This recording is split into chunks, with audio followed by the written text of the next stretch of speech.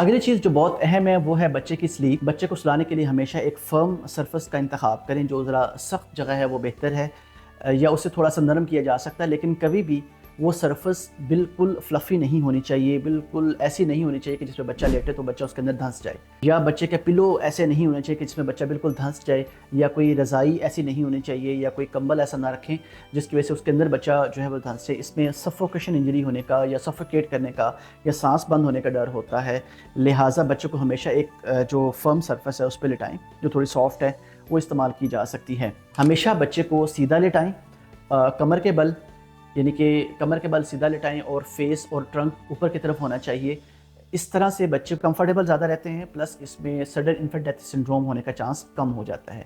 ایک اور بات کا خیال یہ رکھنا ہے کہ بچے کو سلانے کے لیے آپ الگ بستر کا انتخاب کریں جو ماں کے بستر کے بالکل قریب ہو، کوئی کاٹ استعمال کر سکتے ہیں یا ایک الگ بستر کا انتظام کر سکتے ہیں۔ اس کا نقصان یہ ہو سکتا ہے کہ خدا نخواستہ رات کے ٹائم پہ بچہ اگر آپ کے ساتھ سو رہا ہے تو آپ کی باڈی پوزیشن کے حساب سے اس کو انجری نہ ہو، لہٰذا بہتر یہی ہوتا ہے کہ اس کا بستر الگ ہو لیکن وہ ماں کے بستر کے قریب تر ہو۔ اس کے علاوہ بچے کے کلر کے پر بھی بہت نظر رکھنی ہے، نیلا کلر ہو سکتا ہے یا پیلا کلر ہو سکتا ہے۔ اگر نیلا کلر ہو رہا ہے، اسپیشلی آپ دیکھتے ہیں کہ اس کے جو فنگر ٹپس ہیں یا نیلز ہیں وہ نیلے ہو رہے ہیں، یا پاؤں کے فنگر ٹپس یا نیلز ہو رہے ہیں نیلے، یا فیس کا جو سینٹرل پارٹ ہے اس میں نوز کے ٹپ ہے، لپس ہیں اور ٹنگ ہے، اگر یہ نیلی ہو رہی ہے تو یہ سائنوسی یا نیلا پن ہو سکتا ہے۔ سب سے پہلے تو بچے کا ٹمپریچر چیک کریں کہ آیا کہ بچہ جو ہے وہ بہت ٹھنڈا تو نہیں ہو رہا، کولڈ تو نہیں ہو رہا،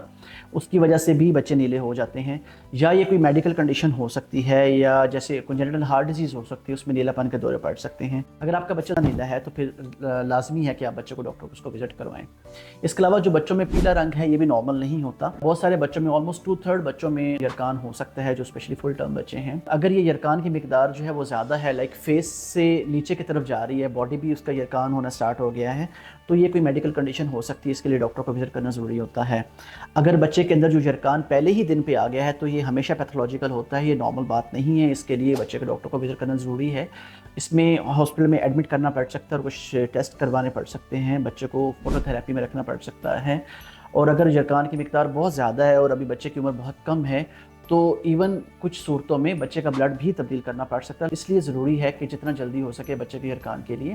آپ ڈاکٹر کو وزٹ کر لیں تاکہ وہ اپنے معائنے اور مختلف ٹیسٹ کروا کے اس کی جانچ کر سکے اور وجہ معلوم کر سکے۔ اس کی دیگر وجوہات میں ماں اور بچے کا خون کا گروپ مختلف ہونا بھی ہو سکتا ہے، چاہے وہ پازیٹیو نیگیٹو کا فرق ہے، چاہے وہ ABO سسٹم کا فرق ہے، تو ماں اور بچے کا گروپ مختلف ہو۔ اس کے علاوہ اور بہت لمبی لسٹ ہوتی ہے میڈیکل کنڈیشنز کی جس میں بچے کو یرکان ہو سکتا ہے، لہٰذا ضروری ہے کہ قریبی ڈاکٹر کو وزٹ کر کے اس کی جانچ کی جائے اور اس کے مطابق فیصلے لیے جا سکتے ہوں۔